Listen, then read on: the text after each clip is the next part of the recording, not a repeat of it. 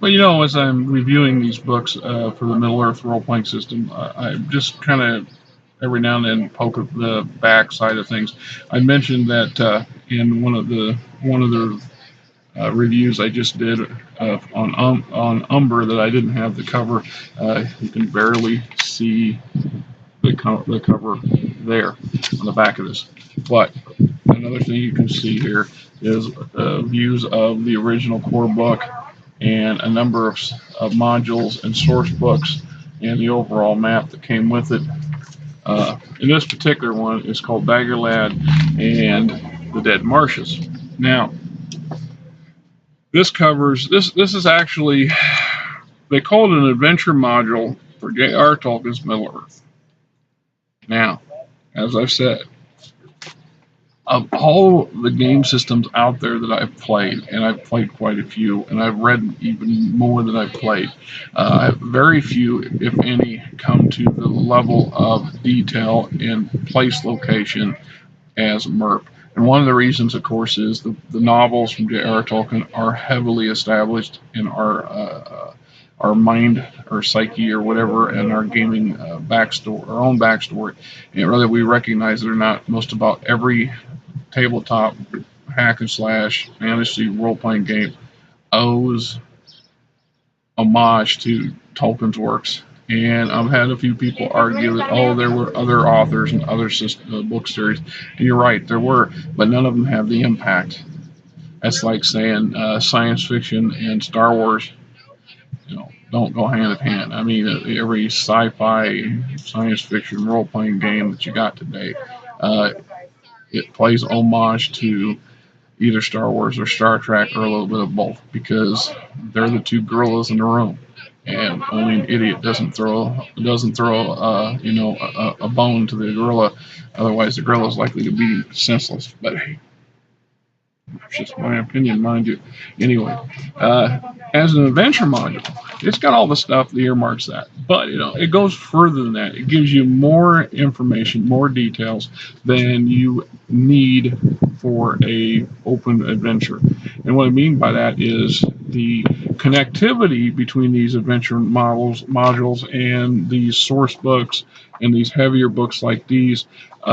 Basically, it's a puzzle. It's another piece in a puzzle and of a created world. So we talk about world building 101, and I do a few bits on that too. Here's a prime example of that. So they picked a particular area and covered it, and they went into great detail. And in this, when we talk about detail, I mean they talk about some serious detail here. We not only talk about the peoples, we talk about the fauna, the flora, the type of most common beasts and critters you might run across: the green winged crow, the marsh adder, the black mink, the fishing cat is an example.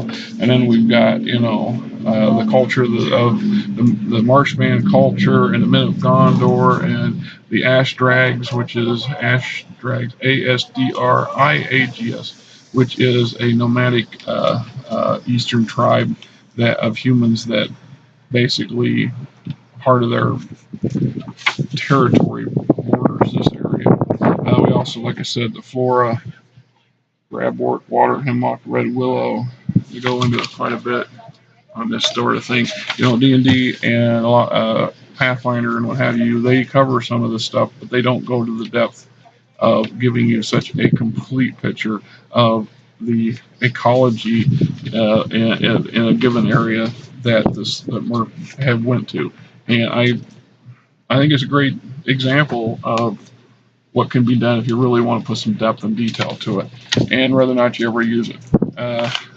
They also cover the undead in here. That's because in the movies and in the books, if you're familiar with it, a number of the what they call it, flashbacks or point sets is where they show the massive battle at on the Dagorlad, where the elves, the last alliance of elves and men, faced Sauron and defeat him, and where he loses his ring. This is only one of several battles that's fought in this area, and it basically becomes a haunted quagmire swamp.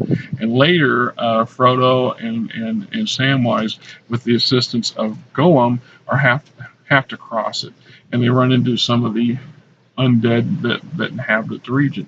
And while the undead in MERP still apply similar to your standard undead that you find in most game systems, they do have some slight different views on how to interpret these guys and how they work.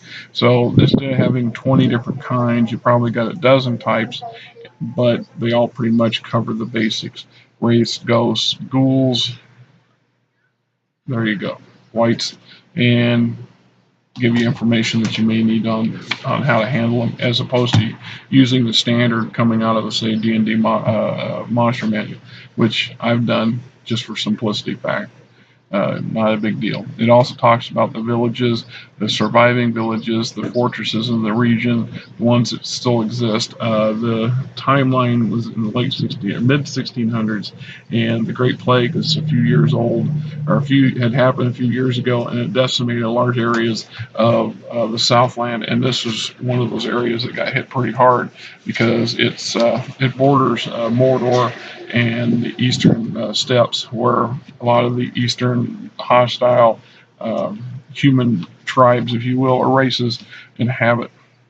We talk about all right, safe starting points for adventure.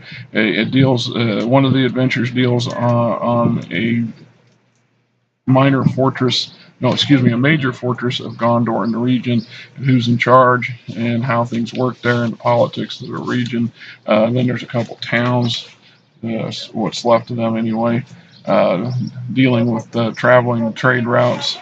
Bandits is a common one. There's another adventure dealing with some bandits.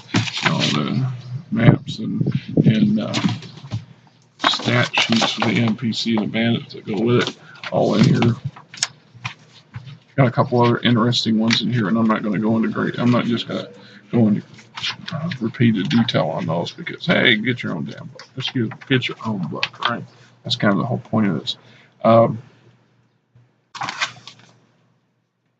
It does touch on how the wet wang, as the marsh is called, became so corrupted, and after the war, or after the battle of the last alliance, and the effects of the widespread effects of that on the neighboring regions of southern,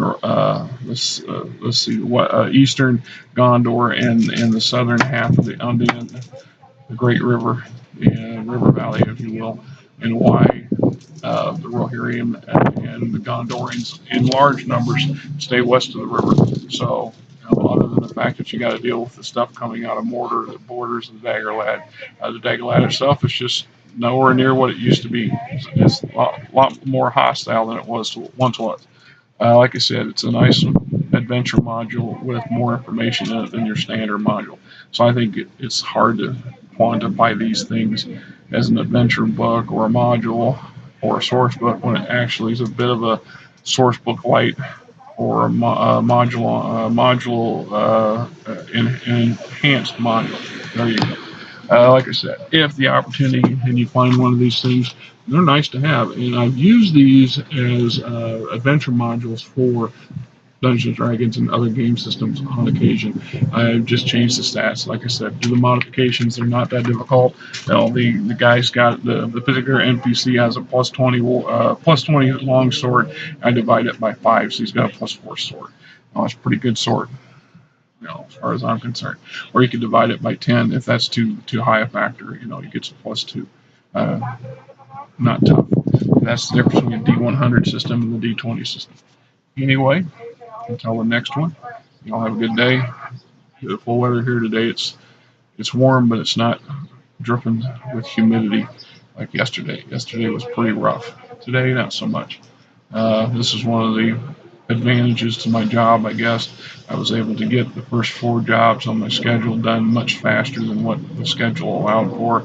So I end up with a 2-hour window, and my options are to go back to the shop and not get paid for it, or to loiter around out here and get paid, be on the clock, and take care of a little bit of stuff that's interesting to me.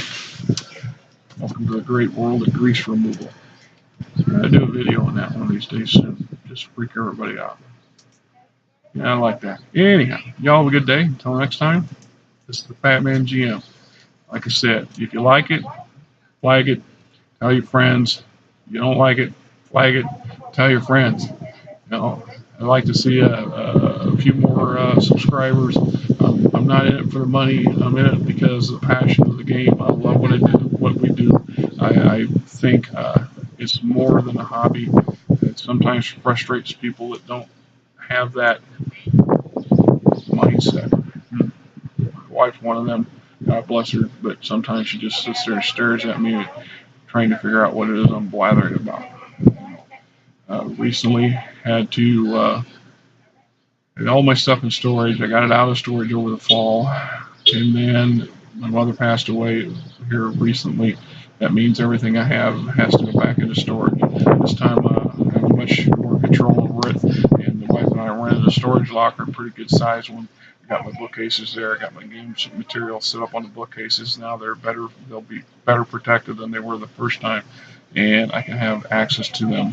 Now, there's only so much space in my RV, which is where I'm currently residing, and you guys really care about that. But they say it's all in the details. Anyway, you have a good day.